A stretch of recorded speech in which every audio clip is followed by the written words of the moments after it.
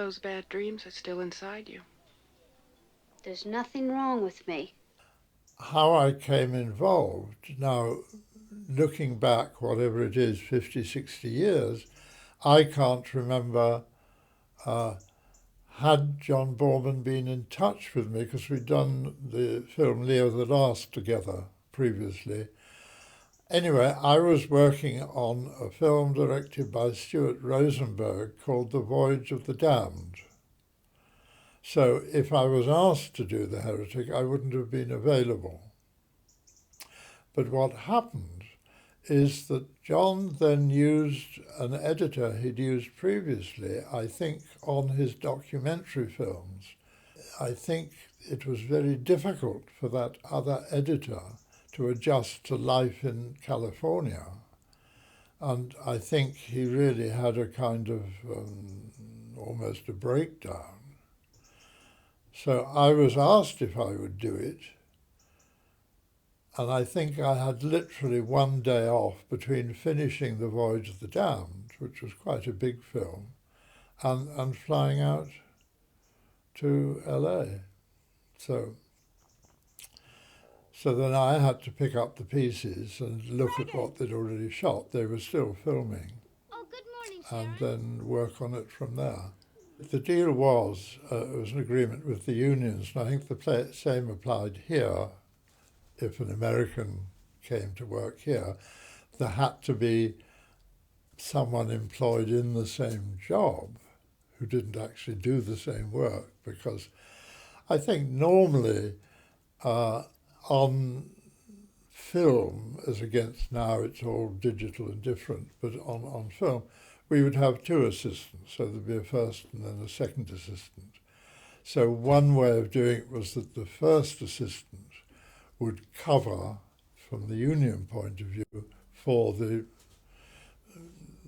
editor. Are you all right? Your heart was fibrillating.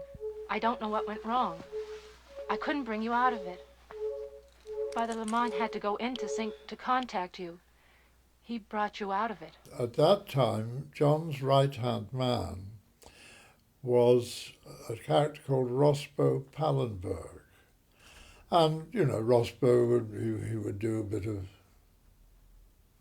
sort of extra writing if needed, you know, odd dialogue and things like that, and would help in any way required. But of course, with Morricone, who didn't speak much English, he was invaluable, so he was the interpreter.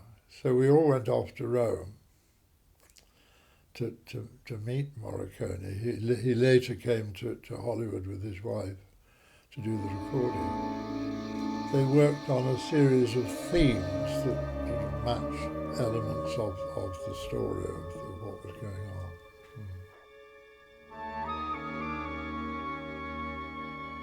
We usually used an American machine called a moviola, where you could run sound and picture at the same time, but on two separate tracks. So you'd have the picture with a viewer where you could see it. In this country, I think we've always paid more attention to the soundtrack, particularly the sound effects. I think on American films, they tended to use more music.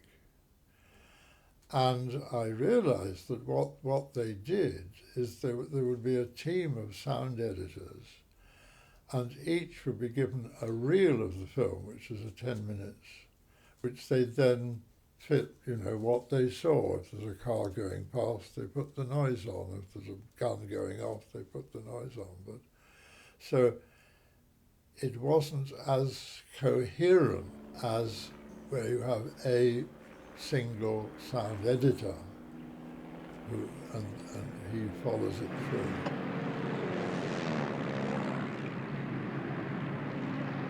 What now? Locusts! Spraying for locusts! This is the traditional route of the plague!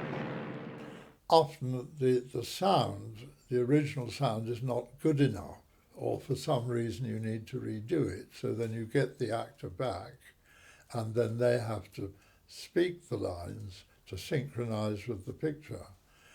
Well, Earl Jones, who was a leading performer in the film, who was very much a stage actor, I think, and was not keen on the process. So he actually wouldn't look at the screen and synchronize. He said, I will give you the lines and you have to fit them. So that's what he did. He sort of read it 3 or 4 times, and then the sound editor then had to fit that to the lips. Locusts? Yes. Let me show you. This is one of the main control stations in Equatorial Africa. When I look back on the 2 previous Boorman films, which were both very much location films, and this was very much a studio film, so although it appeared to be outdoors, it was all studio sets. I think this was more of a fantasy, really. But what we did do is something we'd done on Deliverance, which is we took 2 or 3 spare days at the end of shooting to do what we would call pick-up shots, which, bits and pieces that just didn't quite work, or it needed amplifying in some way. But, I mean, it was interesting in that it was, at the time, the main studio picture. Fun enough, I then came back to London, and my next assignment was being supervising editor on Derek Jarman's film Jubilee, which couldn't have been more different, from sort of big-time Hollywood to sort of backstage, almost home movies.